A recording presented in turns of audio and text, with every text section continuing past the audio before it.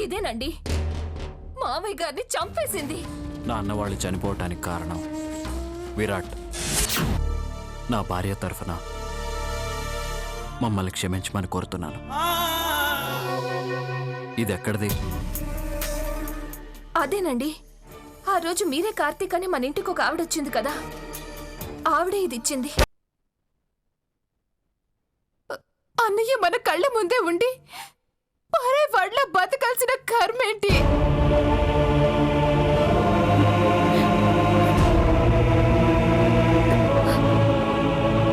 నా రాత అలా ఉంటే ఎవరు మాత్రం ఏం చేస్తారు దీక్ష? కార్తీక్ భార్య అన్న పేరే గాని నా స్థానం ఎవరో బలవంతంగా నా నుంచి లాగేసుకుంటున్నారు. ఇదంతా నీ మంచితనం వల్లే వదినా. మేమేమైపోయినా పర్వాలేదు, నలుగురు బాగుండాలి అనుకోవటం వల్లే.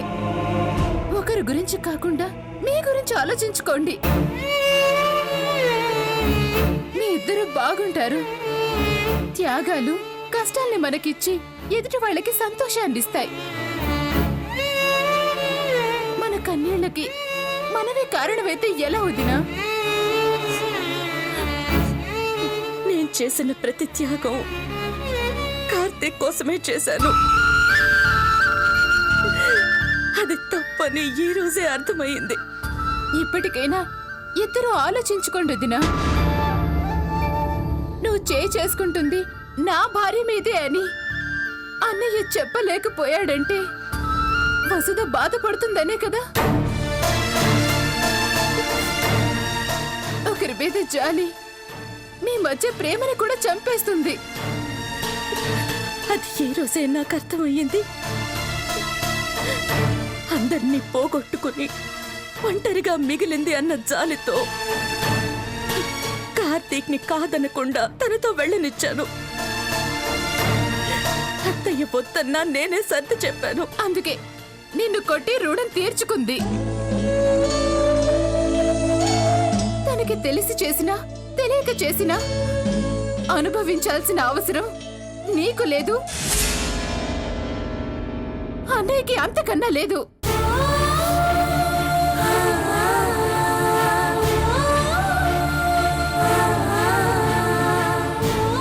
అదే కార్తీక్కి అర్థం కావాలి. నా కళ్ళ ముందు నా భార్యకు అవమానం జరిగినా మాట్లాడలేని స్థానంలో తను నిలబడటం అవసరమా అని తను ఆలోచించాలి. ఇద్దరూ ఆలోచించుకోవాల్సిన అవసరం అయితే ఉందొదినా. నువ్వు అలా వచ్చేస్తుంటే జరిగిన అవమానానికి ఏం చేసుకుంటావో అన్న భయంతో పరుగున వచ్చేశాను. మీ అన్నయ్య మీద ప్రేమ అవమానాన్నైనా భరిస్తుంది కానీ తనకి దూరం అయ్యే ఆలోచన మాత్రం రానివ్వదు.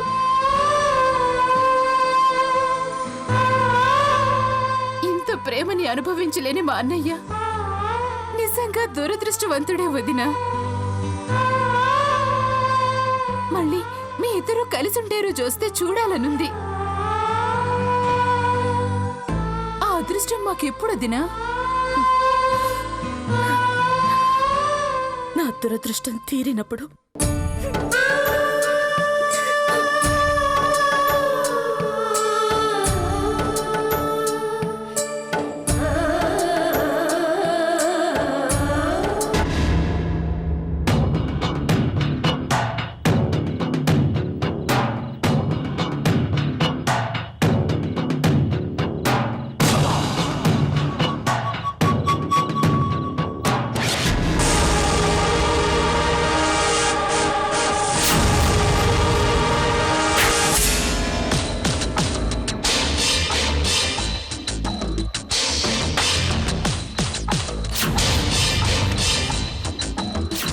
ఎట్టుండేటోడివి ఎట్టాగా అయిపోయినవరా?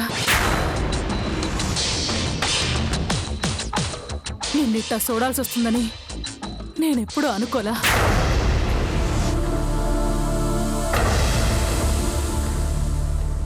ఎట్టా ఉండవురా? ఏందిరా మాట్లాడవేంది? జైల్లోనే బాగుండదత్తా. అంటే సత్తు గిన్నెలో సప్పటి కూడు బాగుండదా? అదే సత్తువ ఇస్తా ఉండాదత్తా. ఏందిరా అంటే ఏందిరా నువ్వు చెప్పేడిది? ఈయన్నే ఉండిపోదాం అనుకుంటాండావా? ఏందిరా మాట్లాడవేంది? రావాలనే ఉంది, వస్తే మాత్రం వేటే. వస్తావురా, వస్తావు. లాయర్తో మాట్లాడాను. బెయిల్ మీద నిన్ను బయటికి తీసుకొస్తానని నాకు మాటిచ్చినాడు. రావాలి రావాలి అని రక్తం మరుగుతా ఉండాది. ఉప్పు కారం లేని ఈ చప్పిడి కూడు తిని దాన్ని చల్లబరుస్తా ఉండా. చల్లబడుకురా, చల్లబడుకు. నువ్వే చల్లబడితే ఎట్టారా? దాచుకోవాలట, దాన్ని ఎంతకాలమైనా దాచుకోవాలి. దాన్ని ఎంతకాలం దాచుకుంటే అంత రగులుద్ది. బయటపడిన రోజు అగ్నిపర్వతంలో పగులుద్ది. అదే అదే నాకు కావాలా? నువ్విట్ట ఇట్ట ఈ జైల్లో కూర్చుంటే నాకు కాలు చెయ్యి ఆటలేదురా. నా చెయ్యి నరికి ఈ సెల్లో పెట్టినట్టుండాది. దీనంతటికి కారణం ఆ కార్తీక్ గాడత్త. వాడు కొట్టిన ప్రతి దెబ్బ నాకు గుర్తుండాది. భావనని కూడా చూడకుండా నా మీద చేయి చేసుకొని నన్నిట్లా జైల్లో కూసోబెట్టినాడు. బదులు పడ్డా నాడికి బదులు తీర్చుకోవాలి. వాడు ఈడ తనినాడత్తా.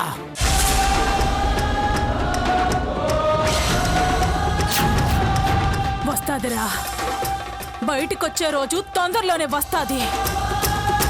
అది జరిగిన మరుక్షణం కార్తిక్ గాడి చావు ఖాయం.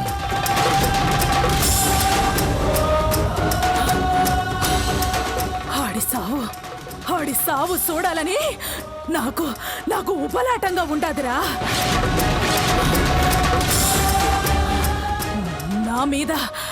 నా మీద చెయ్యి చేసుకున్న ఆడి చెయ్యి నాకు కావాలా? పంచుకుందామత్తా. నీకు చెయ్యి కావాలా? నా కాడి ప్రాణం కావాలా? నన్ను దెబ్బ కొట్టాడు. ఆ దెబ్బ ఖరీదు కడితే అది వాడి ప్రాణం అని తెలియాలి. నన్ను తొందరగా బయటికి తీసుకెళ్ళతా.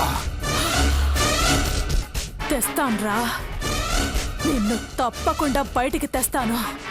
4 దినాలు ఓపిక పట్టంతే. మన లాయరు అదే పనిలో ఉండాడు. తొందరగా బయటికి రావాలా? నా గుండెల మీద తన్నినోడి గుండె చీల్చాలా? మనతో పెట్టుకున్నందుకు చావు కూడా వాడి చావు చూసి భయపడాలా?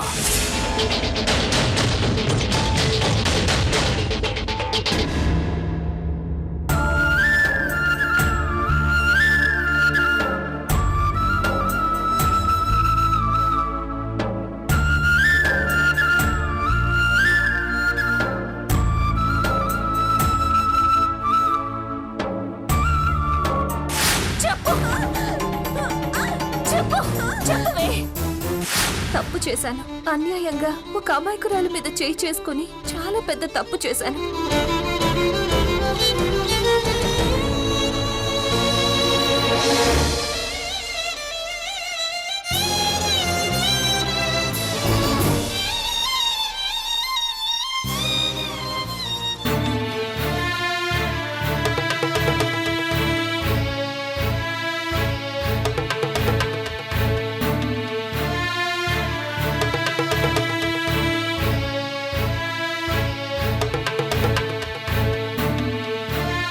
బాధపడుతున్నావా? చేసిన తప్పు చిన్నది కాదండి. మావయ్య వాళ్ళ చావుకి కారణం తను అనగానే అది నిజమో అబద్ధమో తెలుసుకోకుండా పూనకు వచ్చిన దానిలో ప్రవర్తించాను. జరిగింది తలుచుకుంటే నా మీద నాకే అసహ్యంగా ఉంది. ఒకరి మాటలు నమ్మితే ఇలాగే ఉంటుంది.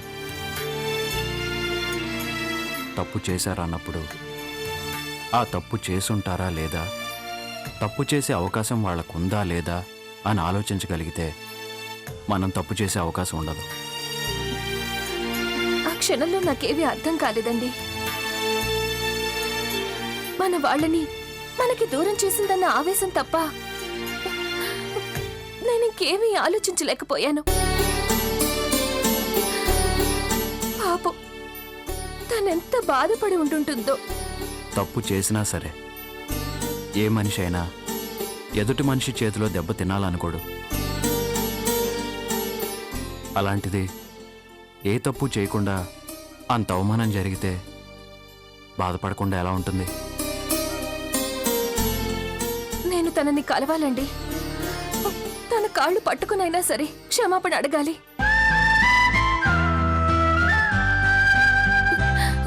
లేదంటే తప్పు చేశాననే ఈ బాధని నేను భరించలేనండి.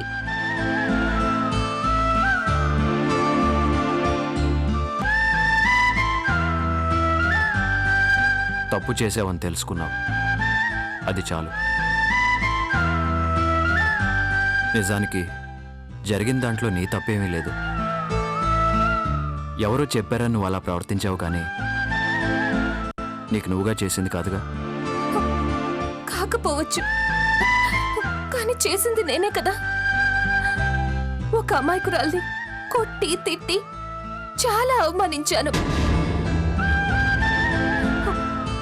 10 మందికి న్యాయం చెప్పే మీ భార్యని నేనిలా ప్రవర్తించానంటే మీరెంత బాధపడుంటారు. జరిగిన దాని గురించి బాధపడట్లేదు అంటే ఆలోచించేవాణ్ణేమో. జరిగింది తప్పు అని తెలుసుకుని బాధపడుతున్నావంటే నీలో మంచి ఇంకా ఉందనే అర్థం. మరోసారి ఇలా తప్పు చేయాలన్నా చేయలేవు. మరో తప్ప చేసిన దానికి ఏ శిక్ష విధించుకోవాలో అర్థం కావడం లేదు. ఏవండి, ముందు ఆవిడ్ని కలిసి క్షమాపణ చెప్తే గాని నా మనసు ప్రశాంతంగా ఉండదు. ఎదురుపడి మళ్ళీ గుర్తు చేయటం ఎందుకు? జరిగింది నువ్వు మర్చిపో. నీ తరఫున నేను క్షమాపణ చెప్పాను కదా. లేదండి, నేనే చెప్పాలి. నా తప్పుకి మీరు క్షమాపణ చెప్పడం ఏంటి? మీరందరికీ శిక్ష విధించినట్టు నాకు శిక్ష విధించండి. అది నేను సంతోషంగా భరిస్తాను. తప్పు చేశానని బాధపడుతున్నావు కదా, అంతకన్నా శిక్ష ఉంది. నువ్వు ఉన్న పరిస్థితికి ఇలా బాధపడటం మంచిది కాదు. ఊరికే దాని గురించి ఆలోచించకుండా రెస్ట్ తీసుకో. చెప్తున్నాను కదా, ఇక ఆ విషయం వదిలే.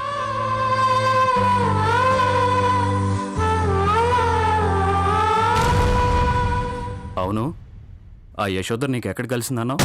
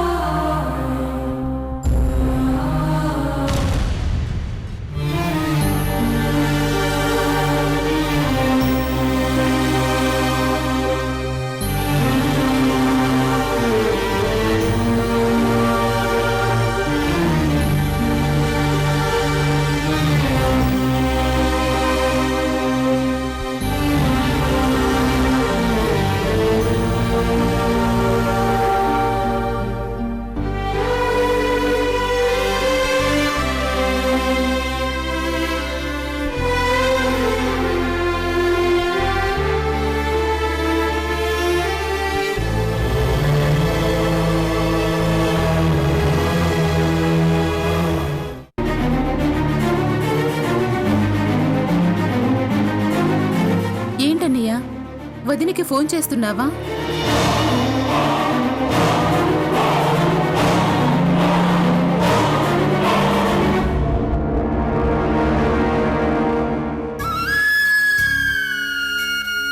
ఎలా ఫోన్ తీస్తుందన్నయ్యా? కట్టుకున్న భర్త ముందే భార్యకి అంత అవమానం జరుగుతున్నా మాట్లాడలేని స్థితిలో భర్త ఉంటే ఏ భార్య మాత్రం తట్టుకోగలుగుతుంది?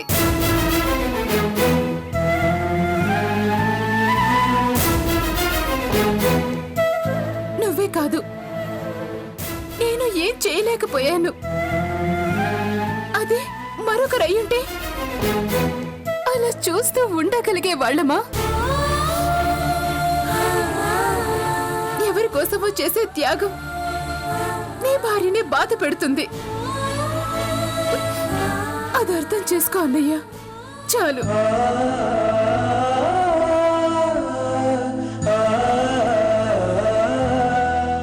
ఏమీ కాని వసుధ కోసం వదిన్నలా కొట్టినా తిట్టినా చూస్తూ ఉన్నావంటే వదిన స్థానంలో నిలబడి ఆలోచించు. తను తట్టుకోగలుగుతుందా? తను కొట్టిన దెబ్బల కన్నా నువ్వేమీ మాట్లాడకపోవడమే తనని ఇంకా ఎక్కువగా బాధ పెట్టుంటుంది.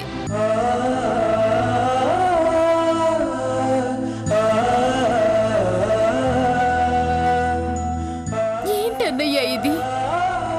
ఎవరి కోసం ఈ త్యాగం? నీ త్యాగానికి తనెందుకు బలి కావాలి? నీ భార్యగా తనకెప్పుడు బాధ తప్ప ఏమీ మిగల్లేదు. కొత్తగా ఈ అవమానం ఒకటి. వదిని తలుచుకుంటుంటే నాకే చాలా బాధగా ఉందన్నయ్యా. ఆలోచించు, వదిన విషయంలో భర్తగా నువ్వెంతవరకు న్యాయం చేస్తున్నావో ఒక్కసారి ఆలోచించు. చిన్నదాన్ని, నీకు చెప్పేంత దాన్ని కాదు, కానీ జరిగింది నేను మర్చిపోలేకపోతున్నాను. అందుకే ఇలా మాట్లాడుతున్నాను.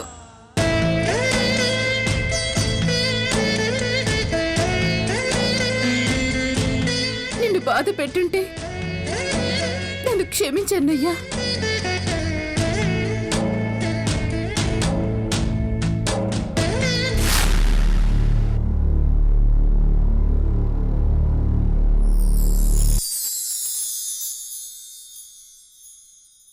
ఏంటి,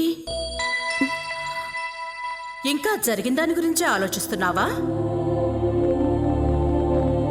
మర్చిపోగలిగే విషయం కాదిది. గుర్తుంచుకోగలిగే గొప్ప విషయం కూడా కాదే ఇది.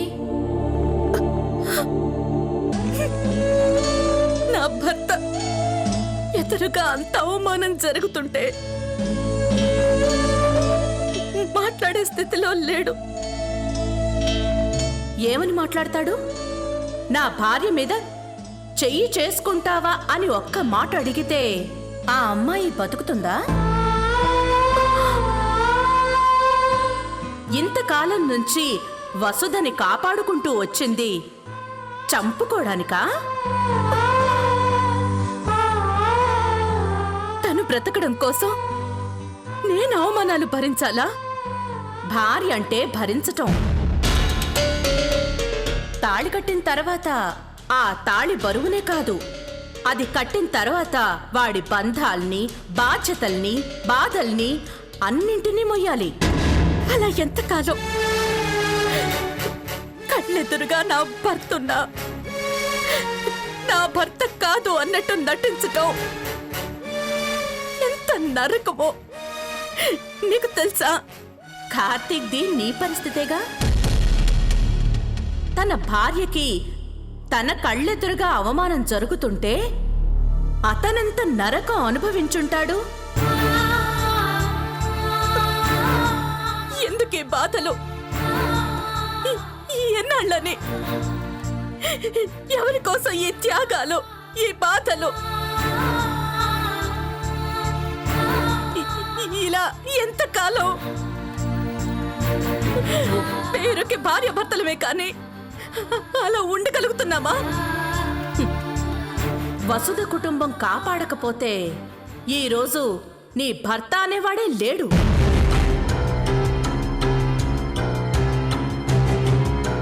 చేసిన సహాయానికి రుణం తీర్చుకుంటున్నాడు కార్తీక్. ఆ బాధ్యత నీకు ఉంది.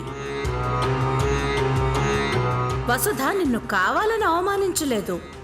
అవమానించేలా ఎవరో చేశారు. అందులో తన తప్పే ఉంది. తనలా అవమానిస్తుంటే కార్తీక్ కనీసం మాట్లాడకపోవడం తప్పు కాదా?